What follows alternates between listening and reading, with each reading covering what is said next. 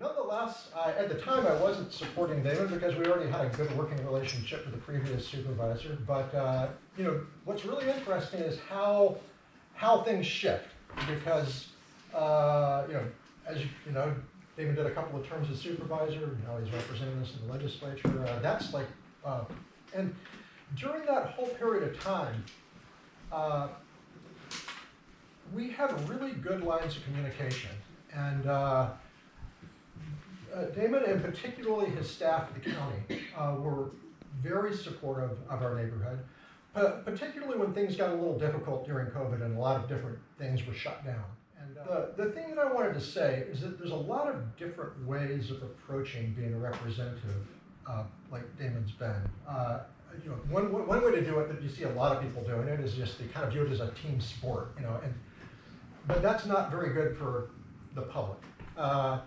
And I've always really admired the way that Damon listened to people who agreed with him and disagreed with him, and actually really represented views. In addition, he and I are of like minds in terms of being like really serious environmentalists, particularly the work related to things like sea level rise, which is really impactful for our neighborhood. So I think I'll just give the floor to Damon, but I just wanted to introduce him and also just thank Damon for being a good representative for all these years. Thank you. Good afternoon, everyone. It's great to be here, and thank you for that warm introduction of Mark. It kind of reminds me that, yes, in fact, I am a grizzled veteran at this point. When you go back to school board, when my two daughters were younger, city council, county supervisor, now state assembly. So kind of each rung of the ladder has been great, though, in the sense that really ran on the idea of being your local voice in Sacramento, using those local relationships and experience to work on your behalf in Sacramento. So I think we're accomplishing that. Thank you, everyone. I have to run every 2 years now, so I just was up for re-election in our state primary and got 78% of the vote. And just to show, and I represent, so it's the 12th Assembly District, all of Marin County, and Southern Sonoma County up to Highway 12. We have the most turnout of any district in the state. Hence, I actually literally have the most votes of any assembly in the state. And I know that's not just because of me, right? No, it's not. It's because of you turning out. So keep it up, and particularly in November, right? That's going to be a huge one. So before I start, really just wanted to give a huge shout out to someone we all had a chance to work with closely over the years, who passed away suddenly, Sharon Rushton. Really enjoyed working with Sharon. I know she was a thought leader in this space, and I know worked a lot with many of you. Good old Susan Kirsch. Want to give a shout out to Amy for the invitation, but also really working closely together. There's really no more important issue, I think, let me put it differently. Sometimes you can't pick your issues. The top issue I'm hearing about now is youth on e-bikes. Is that anyone else fired up about that here? Okay. Maybe we'll have a separate town hall on that. Right. And also, how about those utility rates, right? Oh, no. Right. I just got my new one over $700. Wow. Insane. Yeah. Yes, I have an EV, but that's something we want people to do too. So all these issues are interrelated, though. I just gave a speech this morning on wildfire prevention to a Southern Marin group and how that impacts our communities. If you're asking me, the last thing we want to be doing, though, is building a lot of new development in those high wildfire areas, right? Or areas prone to flooding. Yeah. which we're going to be talking about a lot, but it shows the fundamental disconnect we're talking about. On one hand, we know in our local communities and statewide, we have to create new opportunities toward housing, and it should be affordable. On the other hand, we're confronting state mandates that, yes, they are mandating development, but seem to be working at cross purposes, and in fact, aren't even really assisting locals in getting the job done. It's not creating affordability to any appreciable degree. It's not creating housing in a sustainable way. So that's kind of the big issue we're seeing. We are literally witnessing, and I don't need to tell you guys this, a fundamental shift in the dynamics between state mandates and local governance, leading to policies that, while aim to address housing stock, often fall short. They leave cities hamstrung and set up failure rather than opportunities for success. And let's again call it out for what it is not doing, and that is fundamentally doing anything to address the actual affordability crisis that we know we have in our communities. Measures like your favorite SB 35, I'm forgetting the new number, someone 423. 423, which I voted against. And good old SB 50, remember that one from Senator Wiener. Were introduced with the noble goal of expediting the construction of new housing units and addressing a housing shortage. However, there were unintended consequences and still are. And those are becoming increasingly clear, especially here in Marin. So we'll dig a little bit deeper. And I want to hear what's on your mind too. I just got an earful this morning on, and I didn't even know about it, this 9-story proposal they're talking about on Bridgeway in Sausalito under SB 35. And lest I forgot what area we were talking about, I was speaking nearby, so walked over to Bridgeway. It's on 1 and 2 story. Yeah. With the tableau we're all familiar with the bay and tourists and restaurants. Who in their right mind would think that a 9-story building would make sense there, right? But that's what we're dealing with. And there's a backstory to that one. It might be a developer who has an axe to grind and was turned down for something else. So this could be payback maybe and may not go anywhere. Nevertheless, all too frequently now we are confronting these situations which seem to defy reality. The effects on public safety are multifaceted. The main thing we're seeing is rapid development without sufficient infrastructure planning. That's another flaw of SB 9, for example, right? Again, somewhat laudable goal, but the fact is it doesn't account for high wildfire zones or traffic or parking, which is a huge issue. One specific example is an incentive that doesn't require parking in new housing developments. So while the lack of parking can be looked at as an incentive to use public transit needs to be improved and accessible before residents start moving into these new developments, even if they can afford it. Am I right? Again, we're at cross purposes. More concerning is that residents will still keep their cars and be forced to park on streets like the narrow roads we see here right in Homestead Valley or in Sausalito. More parked vehicles on these roads will put a strain on emergency services, exacerbating response times and potentially compromising the safety of residents. And we cannot risk that. So as our communities expand, public safety measures need to keep pace. I was amazed that this new version of SB 35, for example, calls for development in protected coastal zones. There's something called sea level rise challenges that we're all at risk of facing right now in our community. So it doesn't make any sense.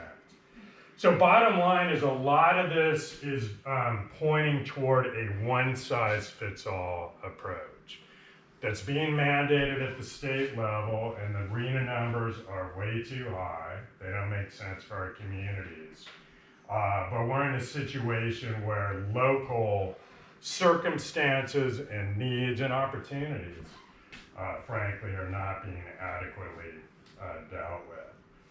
So I'll talk a little bit more, but I wanted to highlight a couple things we are doing. I would say no surprise in this area, probably one of the big issues I'm working on and ran on it is wildfire prevention and making sure our communities are ready there. We have one piece of legislation that's kind of cool. So one thing I do as your representative is there ought to be a law contest every year. Be careful what you wish. I got over 300 entries. I mean, this community is, that's why I like representing this community. You guys are going to step up with your ideas. So we picked one. This is a submission from Mr. Max Edwards in Fairfax, who found that schools aren't required to have wildfire evacuation plans in place, even schools in high wildfire risk areas. So the idea that Max came up with to keep students safe in the event of a wildfire is to require schools working with the state to improve building hardening and to work with CAL FIRE to develop an evacuation plan and identify refuge shelters for students in the event of a wildfire. I think we can be really proud in Marin. We actually have the most fire-wise communities of any county in the state, or in the country, per capita. In the United States, we have the most fire-wise communities. So that's really cool. And I know a lot of you are doing that work as well. We know that one of the big obstacles right now is the crisis around homeowners insurance related to wildfire protection. Too many people are either being dropped from their coverage or it's inaccessible due to it being so expensive. This is a big issue I'm working on as well, and a lot of folks are in the legislature right now, dealing with the Department of Insurance, the governor's office, and the insurance industry itself. AB 2416 will expand, my bill will expand a program called Safer from Wildfires. This is a set of things that folks can do to their homes, like home hardening, managing your vegetation, that enables you to access discounts in the insurance market. I think that program should be expanded. Bottom line for me is if you are a resident doing everything you're being asked to, namely hardening your home, watching out for vegetation, joining your FireWise group, you should not be losing your insurance coverage or paying up the nose for it. So we have to make those reforms, and that's something we're working on right now. Furthermore, the impact on community development cannot be overstated. Housing mandates, while well-intentioned, often result in cookie-cutter complexes that clash with the architectural and historical heritage of our towns and cities. What we're witnessing is not just a housing crisis, but a crisis of governance, a fundamental change in the relationship between the state and cities and counties. This is a way broader issue and one that's not necessarily new. What I'm observing up there, because a lot of folks like myself come from local government, right? City council, a board of supervisors. Somehow that goes out the window when you're up in Sacramento quite often. So what you should hold me to, and I will try to hold myself to, is not forgetting those roots. really that we are up there to represent the best interests of our communities and not fall into this pattern of groupthink, particularly around housing issues. So rather than empowering municipalities to tailor solutions that fit the unique needs of their communities, state mandates impose one-size-fits-all approaches that fail to account for regional disparities and nuances. This not only undermines the principles of local control, but also breeds resentment among residents who feel alienated from the decision-making process. Many of us are familiar with 825 Dre in Marin City, right? Yeah. Almost a textbook example of what we're talking about. It was a fast-track process in one of our most underserved communities, filed under SB 35, and basically resulted in a developer's attitude where there wasn't even going to be any public input. That's how they read the law. Turns out they weren't fully right. You have to have some public input, but we need a lot more. Those residents did not like the proposal, and they did not feel as if they were adequately heard in regard to that. So that's one example. So how do we initiate change? Advocate for policies that empower municipalities to develop comprehensive, sustainable housing strategies tailored to their specific circumstances. I always say that Marin has a story to tell on affordable housing. We are doing things, and a lot of them, frankly, are serving as models for other communities. We were one of the early leaders on ADUs and streamlining that process and incentivizing them. That's really caught on.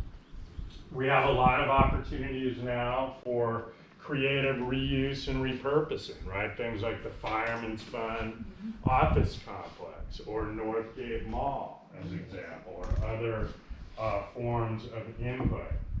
I'll tell you one area where I see some agreement happening, and I think the state can play a huge role, is on financing of affordability toward housing. Too often, a lot of the issue with these projects is there's a gap in funding, right? So hence you have a developer who says, well, I can only do 5 or 10% affordable, if any. That's nothing, right? And it makes a mockery of a lot of our local goals of like at least 20%, if not higher. So the state has stepped in recent years with more funding. In a tight budget year, which we all get, although it's kind of mind-blowing how big it is, we'll continue to prioritize some of those investments. But just to let you know, there's a couple other things possibly in the works. One would be a regional affordable housing bond for the 9 Bay Area counties that may come on the ballot. Looks like a no over here. I'd love to hear about it because it's just kind of coming into focus. The other would be a state level affordable housing bond, again, to provide money towards some of these projects to come to fruition.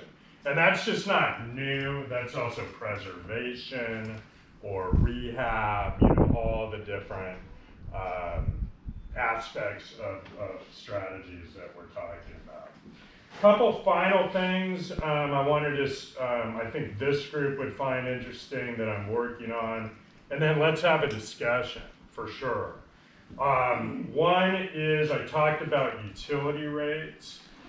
Other aspects of PG&E and the Public Utilities Commission, it almost seems like just mistakes and bad decisions are coming out by the day. One of them is how they're now treating rooftop solar. You may have heard about the new tariff or regulation, Net Energy Metering, or NEM 3.0, that would drastically reduce the incentives for people who decide to put a rooftop on their home. In fact, by all accounts, it looks like the industry may reduce by like 90%. Just as a result of this rule. keep in mind at the same time that's happening, we actually have these ambitious climate goals by 2030 and 2045, and partly calling for a doubling of rooftop solar, right? In addition to all the other, the utility scale solar, the wind. But rooftop is a key strategy of it. That's completely at cross purposes with this new rule. There are legitimate issues that have to be addressed. Some around equity. The concern is that NEM participants are not adequately paying into the grid infrastructure that non-solar customers are doing. Okay, there's ways we can address that. We've got to do things like incentivize battery storage as well, maybe to get access to some of these benefits. But fundamentally, we need to be encouraging this industry and people stepping up. So my bill, AB 2619, will repeal NEM 3.0 and call for the creation of a new tariff that will actually align the policy with achieving our goals for 2045 under SB 100. That's all. Thank you. I'm absolutely opposed to the CPUC and PG&E's new gambit you may have heard about, which is this income-based fixed utility charge that would hammer our area and some others. And furthermore, it literally would, okay, so on one hand, we're trying to get everyone to conserve, right? Use less electricity. But what this rule would tell you is if you're particularly a relatively high income consumer, even if you use less, you pay more. That makes no sense. So you're going to see a lot of legislation, a lot of effort by me around the issue of utility rates, solar, wildfire. I think all these issues ultimately tie in. We need to get serious about climate. We need to get serious about housing, but we can't do it in a way that makes no sense for our local communities. In fact, is at cross purposes with what we're trying to do here. One final thing, again on that note, AB 3107 will enable electricity to be shared across rights of way. So this is the microgrid concept. So it kind of fits in with a lot of our efforts to avoid public safety power shutoffs if possible, empower local communities to have more say over kind of their local electricity distributed generation. So all these are likely to get pushback from the utilities who are invested in the status quo, but we really feel it's important to move these conversations along. And what I love about representing this area, you guys are engaged. I think I have the mandate up there to push the envelope on a lot of this stuff. And I loved how Mark said it. I'm not there. I like being a team player, etc., but I'm not there to curry favor or fall into line. We need an independent voice.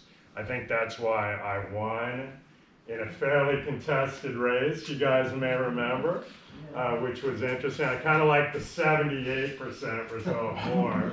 We'll go with that. But yeah, count on me to continue to be that voice. Would love to hear your thoughts, and I have not caught up in a while even on like RENA reform, what's going on with, is there like a state measure?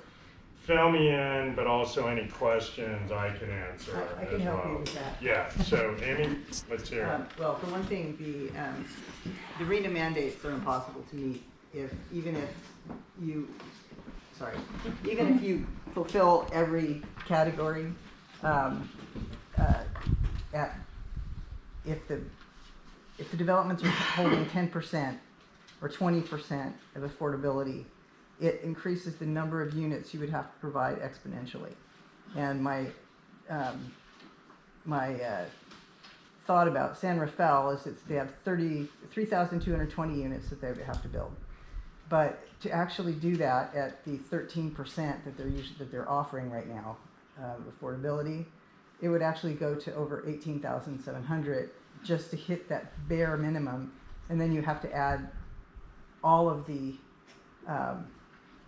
You basically end up with about 22,000 units just to hit 1,870 real income units. And the first project that happened there on 4th Street and D is a perfect example. There's 13 below market rate units there, and it's a hugely impactful project. So what you're talking about with the parking and all that other stuff, it's living here is terrifying. Our family lost our insurance last week. We are considered to be doing everything we can do. And in fact, I was offered a letter from the fire department, and when I went to AAA, they basically said, "What are you even doing in our office?" Wow. And it was very eye-opening. So you're going to get stuck on the fair plan or just some... We're going to do something. Yeah. But the thing about RENA is that what's going to happen at the mid-cycle, when nobody has actually done enough, is that we go back into SB 35, we go back into having our housing elements decertified, and 423 is there, and by rights for all of the areas that have already been put on the housing element, and you're already set up for failure right there. So the rest of all the development that can happen is decided by developers. It's not decided by the community, and it's not decided by planners, which is really terrifying.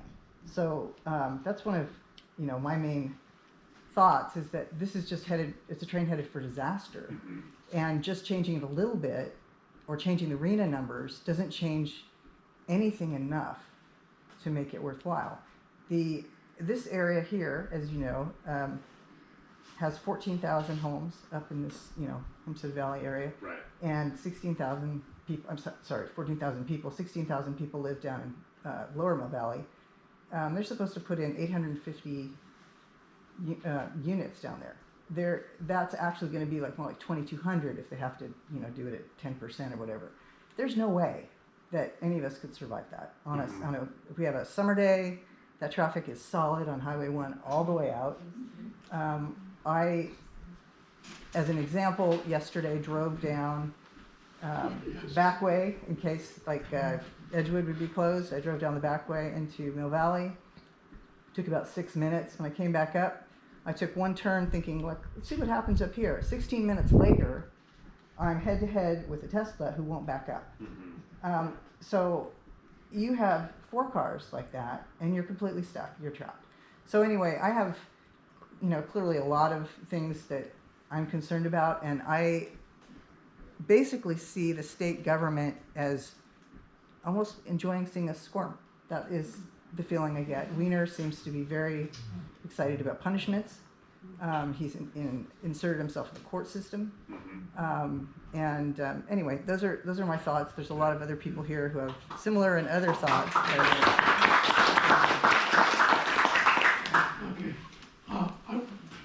I think we should admit that the affordable stuff, as you said, all requires subsidy. Yes. The government of the state of California is in deficit. And we are running at the federal level $1 trillion of red ink every 100 days. We're headed to national bankruptcy. There's no place for subsidies to come from without risking the entire national economy. And for those of us who are living on fixed incomes, this is a disaster because our bonds and our investments are going to go in the toilet. You're creating a prescription for national poverty. That's what's happening here. And California seems to be leading the charge to destroy the nation economy. The other thing about PG&E, I hope people in this room know that natural gas prices are at the rock bottom. There is no possible justification for PG&E to pass along these costs to us. We are exporting more natural gas to the rest of the world right now than even Qatar, which was the previous national. We have created through our fracking industry, and in the liquid fuels that are coming out of our 6 million barrels a day of additional petroleum liquid fuels, as much as almost any OPEC country we have added in the last decade. These energy prices are absolutely a ripoff. And PG&E needs to be brought on the carpet. They need to be held to account as to what's happening to us here. We're paying, I have friends in Idaho where it goes down to 10, 20 degrees below zero. Their cost of a 4,000 square foot house to heat in the winter is less than a third of what my 2,000 square foot house costs in here in this temperate climate. I can concur with that. It's time to put an end to About this. Idaho, and it goes below zero, and their utility bills are a third of ours. And I'm on the Utilities and Why? Energy Committee, so we have responsibility for oversight of rates, so really appreciate that. Laura? Yes, Laura. Thank you for coming in, Yeah, of for all course. the incredible work that you're doing. Thanks. When Would you I've been stand, please, so we can hear your voice? Hi, Laura Sheridan. I live up on Panoramic, been there about 32 years. I'm deeply concerned that all this construction and bringing in new people isn't supported by the water supply that we have. We've just had 2 droughts, and it got pretty dicey at the end of the last one. And so I want to know how they can justify these numbers based on that we have very limited water supply.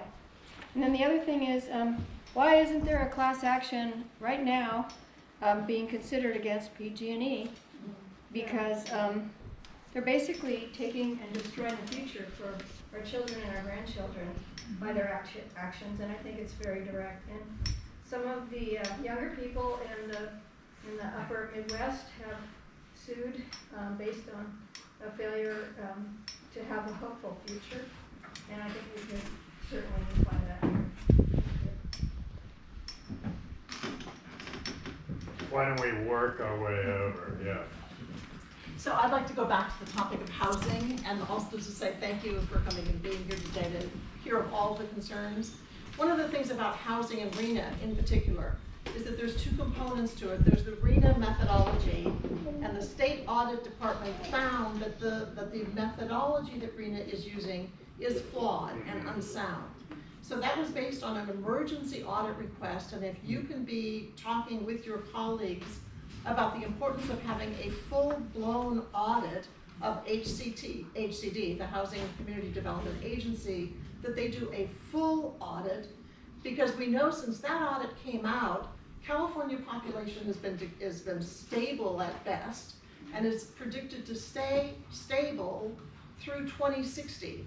That's from the Department of Finance, a much more reliable agency for many of us than what the Department of Housing and Community Development is. So Wiener and his colleagues, who are so often going, it's a crisis, and they have the nerve to add in that it's an affordable housing crisis, even though they're doing nothing about the affordability, as you were saying. Yeah. So we need to have, we would benefit greatly from another audit looking at the methodology that they've been using, the faulty numbers, the projected needs being odd, the failure to have vacancy rates appropriately considered. So there's so many things in terms of that audit being really important. And then if I can just say, Catalyst, the group that I'm now heading, is going to Sacramento on April 16th. We hope to meet with all of the members, or not all, some collection of the Senate Assembly Housing Committee staff people. So everybody in this room is invited to join us if you would like to go with a team of 4 or 5 other people to go in to talk to those decision makers who are making decisions around water and fire and evacuation safety. So I'll be around afterwards. If anybody wants to So I think we all kind of have the same complaint, and I know communities similar to ours do about the RENA numbers, but I'm just curious where you see this. Does everyone know the councilwoman? Yeah. I don't even work on the mayor's end. Mayor this year, wow, Yeah. okay. So, but I want to know where you see things in 5 years or so. Is it an initiative, a pushback like Prop 13 was, or? So repeat the question, so. Yes, I think on the RENA numbers Yes. and the imposed housing and the taking away of local control, you may be a voice in the wilderness up in Sacramento, but what do you think the long-term strategy is? Is it initiative process, you know, throughout the state? Are you working with a similarly minded assemblyman on this issue? And where do you think it's going? There are some similarly minded, but I will say that the huge trend still is toward the direction of the state-imposed mandates in an ever-increasing numbers. So that's at least what the state of play is now. What is going on with the state initiative? The state initiative that was created by Our Neighborhood Voices is kind of flat. Some of you might have contributed, but I personally don't see much action coming from that. Okay. You know, but in terms of your question, 5 years will be too late. As Amy was pointing out, 4th year of this 8-year cycle of the housing element. If cities haven't met their numbers by the 4-year period, is when all of these other, the 35, especially 423, will start kicking in. So for anybody who must keep fighting at the local level about the local projects that are coming up, and people, like you were saying in Sausalito, are going, what? Who's ever dreaming that this would be right for a tourist community that depends on the beauty of that area? But if we keep fighting those projects just one by one by one, nobody's going to win on those. The policy is so big and so dangerous. And what's happening in Sacramento under Scott Wiener's leadership is crushing the American dream. There is no requirement for the public to be notified or informed or engaged, so it's crushing democracy. Yeah. And we're turning into a nation that if somebody out there has their dream, we will be a landlord-tenant model for everybody. That's what those high-rises mean. People have to keep speaking out.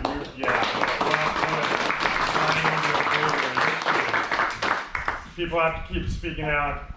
There are some messages resonating right now. You're seeing a lot of action, for example, pushing back on hedge fund ownership of housing, which I think also goes to the point you're making. The corporatization, commodification of housing, which in my view is a step in the wrong direction. What kind of pushback are you seeing? Because there's some legislation to ban that right now, or limit it in California.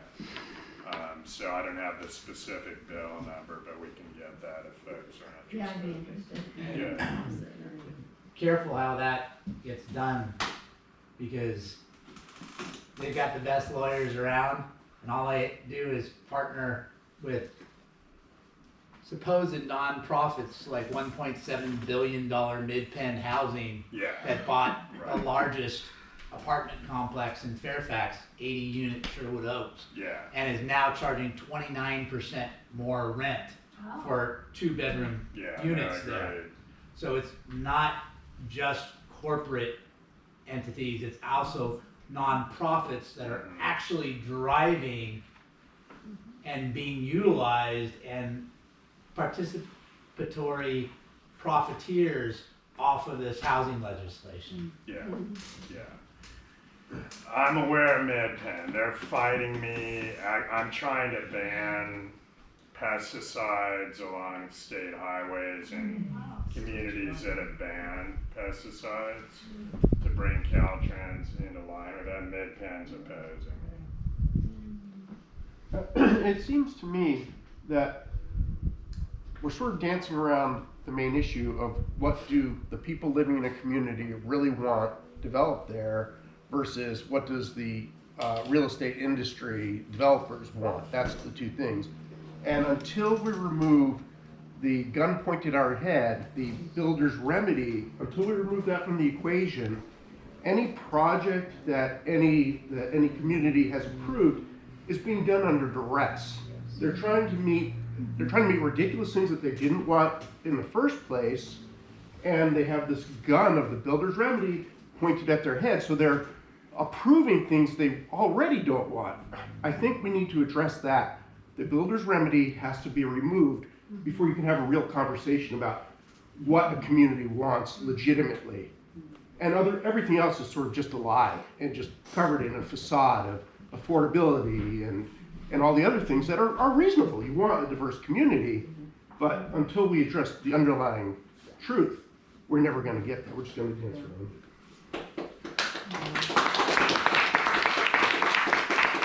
Yeah, let me look into that more. I mean, obviously I've become familiar with the builder's remedy, but like what the history even is on that. Yeah, get quick point. It's too good to me. Yeah. Yes. Two things. First, on the coastal housing bill of Wieners, there really needs to be some looking into the fact that many of these units become second units that people buy and own. They're second homes on the coast. And in fact, Carol Hart, the Coastal Commission head, said that with one building unit that was approved in Santa Cruz. She said, I'm concerned that many of these will be second homes for people who are going to buy these. And it was supposed to be an affordable situation. And I think that's part of, apart from lining the developer's pockets for Wiener, it's part of that whole thing of, it's not for people who really need the housing, it's for second homes. The other thing is on PG&E, when we're PG&E bashing, is I still have a regular meter, I do not have a smart meter, and every month they estimate and they tell me how much it's gonna be. Well, they estimated 3 or 4 months in advance, and I had this huge bill. I called them and they say, oh, we were just out to read the meter. Well, I challenged them and I had the guy come out, he read the meter, it was way below what it was. I mean, I owe about maybe $30. It's incredible what they're doing, and people who don't have the time and desire to call PG&E and argue with their people on the phone may be getting taken, or if it's an automatic withdrawal, they don't know that PG&E is taking this money, because what they do is they charge you and then they come back and they say, well, we're going to subtract this and this and this. So get out your bills and look at them. And that's kind of, for people living on a fixed income, that's a tough one, and that really needs to be addressed and stop PG&E from doing that. Thanks. Great. Yeah, feel free to send me an email if you want us to look at your specific situation or whatever. This is Aidan Lynch on my staff. So we have an office in the Civic Center, one up in Santa Rosa, and of course our Sacramento staff. I can leave some business cards. Hopefully everyone's getting my monthly newsletter. Yeah. It's getting good reviews. So one thing that hasn't been brought up so far regarding these RENA and the housing allocations is that in a place like Mill Valley, almost 2/3 of the units that were identified on the inventory are from underutilized commercial properties. Sure. So it's like you're cannibalizing local businesses to make way for housing units. And so, there would be jobs lost, I assume. Well, only if it's underutilized. So I don't think anyone's looking to replace. It's I don't know, like housing elements full of them. Goodman's Hardware, Sloat Nursery. I mean, there's a long list of businesses that I use that are like, oh, Part of it's a game where they're just identifying, which shows the ridiculousness, where they're identifying sites that are never gonna happen. So that's what they had to do to come up with the numbers. I mean, But it seems to me that if the cities or everyone involved with the RENA process, if they're doing such an elaborate accounting of where we can get units, how many units, affordability of those units, why not factor in how many jobs and businesses would be lost in the given area to make way for all the new housing? And many of those would be lower income jobs, I believe, as well. well, the goal would not to Do that. be not to do that. So it would be more like, so Northgate's a prime example where a lot of jobs have been lost. The face of retail is changing. So the goal at least would be to have mixed use where it's better retail, but housing too, and like a gathering space. Sure, that sounds great. I haven't heard of any proposals like, hey, let's go in and take over a viable business. Well, just as an example, I was in one of these housing workshops and I was next to a former city council member who I know, and he was like going, Slope Garden, you know, like, I wanna know who's the landlord of Slope Garden, you know, like, that would be a great site, you know, for low-income housing. It's kinda like your local government or government people going after businesses. And, you know, people work there, people like me use, you know, that site as a convenience. So, in a place like Mill Valley, you could potentially, you know, remove all these services and retail things that we use and have to go to San Rafael, or maybe go to, you know, San Francisco for our office, for their office, instead of having one locally.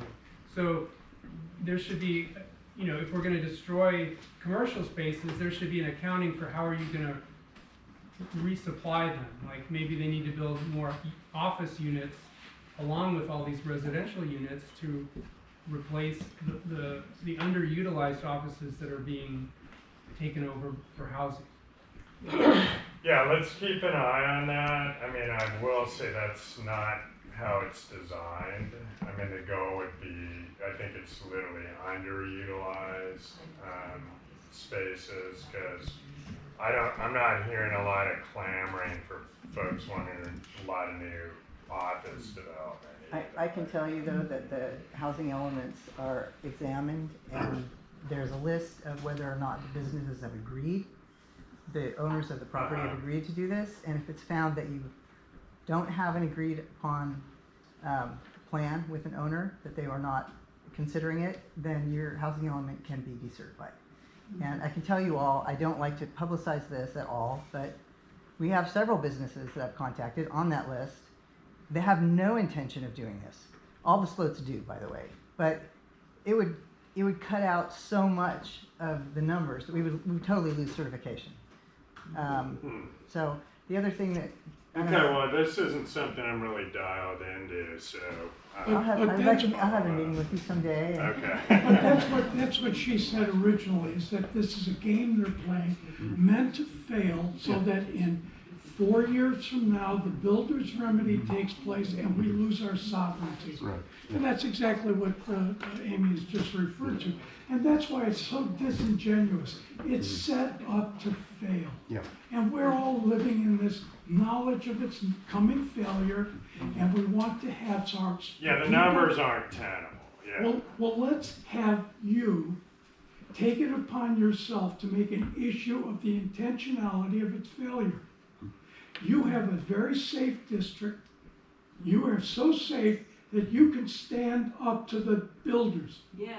You can do that. And you can make yourself something of a memorable character in California's history if you can break their hold on our legislature. Go back to Okay, so I have a different perspective. My background is finance and international, global catastrophes. I started at Farm and Sponge, and I bought my house across the street for under $200,000. When I was young, it was affordable, but the same house now is not affordable. So when we talk about affordable housing, it's a push to create a worse quality of life for people than we had before. So my house, the value tripled in 5 years, and there was not a change in demand.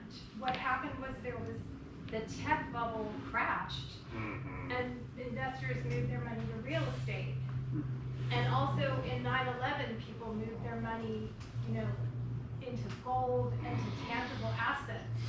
So I saw that happening, and I think most people saw the housing bubble grow at that point. It occurred at that point, and then the crash, we saw the Big Short. That was caused at Wall Street and mortgage-backed securities. Yeah. So I've been going around saying, well, how can I get the rest of my little loan or my addition? How can I get a bank loan that doesn't go to Wall Street, that doesn't go into a portfolio that is deteriorating our quality of life here? And also, I've driven across the country and I visited little towns where there's these huge, beautiful mansions that cost nothing, and they're just waiting to be renovated. But the investors are putting money here into housing instead of industry and jobs, where people could have more of a share, and they would love their homes. like I loved Richmond, Illinois, where Louis Armstrong played, and Charleston, West Virginia has whitewater rafting and mountain climbing. So there's all these great towns that are dilapidated. So instead of it being California against the developers, can we have more of a national plan for housing when we have all this material shortages, labor shortages? How can we give people an affordable quality of life and get our banks back, our relationships with our banks? I would love to be a part of that, making it more of a national effort. Great.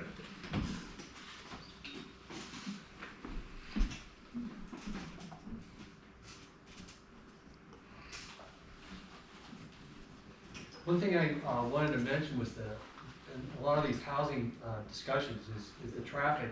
And the traffic, like here in Marin, at least in Tam Valley, for example, a day like today, you've got half the state going out to Stinson Beach and the headlands. And I myself was running out in the mountain just this morning, but you know, I live here. But anyway, I just think that that's a unique twist on Marin's situation, because we are kind of the recreational or the playground of everyone. And that's just not factored into any of this housing equation, and it has a huge impact upon us. I mean, I know going out to Camp Junction today, it'll be backed up onto the freeway going to the beach, and the same thing, you know, I've been in traffic on Highway 1. Keep talking. Yeah, on Highway 1 where it's backed up all the way up to Panoramic Highway. Yeah. And it's, you know, talk about a fire, an earthquake, or anything happening at that same time. It'll be really kind of a disaster. Saving the Ross Valley. Yeah, same too. It's all through Marin. Great point. Yeah. It's factored in a little bit, but not enough. Yeah, I really know traffic in the arena. They Wait don't. till they give you a roundabout. That's what they're gonna do at the hub in San Antonio. Yeah, well, they want to do one off the Panoramic Highway, and I can't wait till that That woman's happens. got no history in Marin. Yeah. Anyway, thanks for coming Great too. point. Yeah. And I ran into you one time years ago when out in Mount Tam, you were mountain biking. You came from San Rafael, and I met you. I ran into you on Eldridge Grade. It was I was impressed. And you got Awesome. I need to get back. Yeah, I can kind of tell.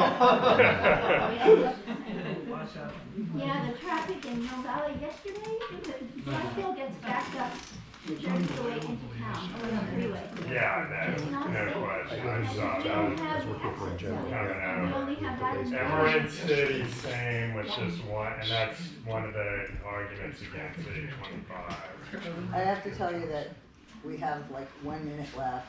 And Why don't we go here and then over here? Yeah. Okay. All right, you got the state saying they have to build 14,405 houses, great. Why doesn't the state then add a few lanes to the freeway, subsidize sewer, water, power, transfer the money elsewhere? Also, what you were saying about the nursery, Green Jeans, the only organic nursery in Marin, next to the McDonald's, that is underutilized. The people that leased the building had no idea, had no idea it was being proposed. And you'll end up housing 5 or 6 families, maybe one low income, who could be from anywhere in the world. There's no discrimination based on local anything. And they'll be built to cracker box standards, just the amount of time that the building can be, you know, written off. Also, your governor is who appoints all 5 PUC members. It's really not poor PG&E's fault, they're parasites. But maybe you could be here and say, let's put something on the legislature, get a bill whereby the PUC members are elected instead of appointed by Gavin Newsom.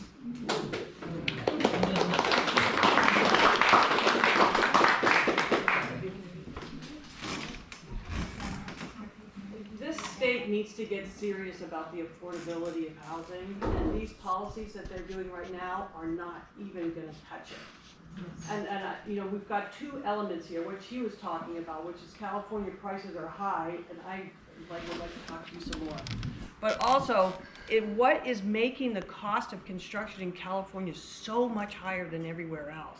And I'm a professional in the building industry, I can tell you, and nobody's talking about this. And this is a serious issue because the prices are not going to go down. The affordability is not going to go down as a result of these policies that are going out there. And people cannot afford to build things. They can't afford to repair their older houses. they can't afford to build a new house. And all of these policies are favoring what I call Mr. Big, or collectively BlackRock. But the policies are all favoring the big developer. And in my town with the SB 35, which is Sebastopol, that project is being constructed out of Idaho. So nobody's being hired locally to build that thing. They're getting away with, I mean, we couldn't get away with what they're getting away with, but the codes and the restrictions and everything in California are absolutely insane. I mean, it's so ridiculous that you're talking $800 now, $1,000 a square foot to build, you know, and so when you're talking about affordable, you're requiring that all of that be subsidized by the state. This is not tenable, and nobody's talking about it. Why is nobody talking about it? I mean, I could talk about it for an hour, and I could point out to you, if you'd like to hear, there's this, and the state is making it more and more and more. They're just piling this stuff on. Explain that a little bit more. So higher costs, which you're seeing in the industry, so.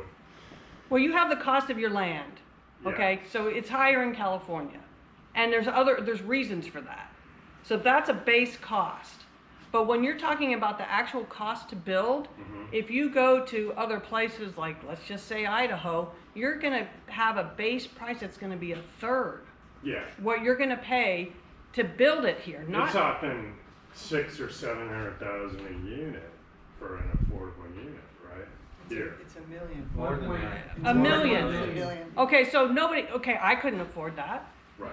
And I'm a professional, white collar professional person. But you can subsidize it. Well, it's gonna have to be subsidized, right? And this is insane. This is insane. But why is the cost, for example, to build a nice, solid, comfortable home in Idaho, $275 a square foot? This is to build it. This isn't the land. And $800 to $1,000 here. Why? Why? Well, I mean, we can't go on to that I mean, right now, it's but a I could. lot No, but I expensive could start to tell you why. I could tell you why. But, I mean, I don't have time right now to do it, but why is nobody talking about that? And then Mr. Big is. Yeah, they're talking. I mean, yeah, things are a lot more expensive here. That's an Well, why? issue. Why? People? Well, I'll tell you, pay one more of the for things is the stuff, codes make and the more. policies and the restrictions. I mean, I put in a permit for a house in San Rafael. The plan check went down to San Diego. Yeah, well, that's to a big separate- corporate- yeah, no, that's it's not, an it is. No, ongoing because they're issue, driving yeah. up the cost, and I had to go through, I mean, it's insane.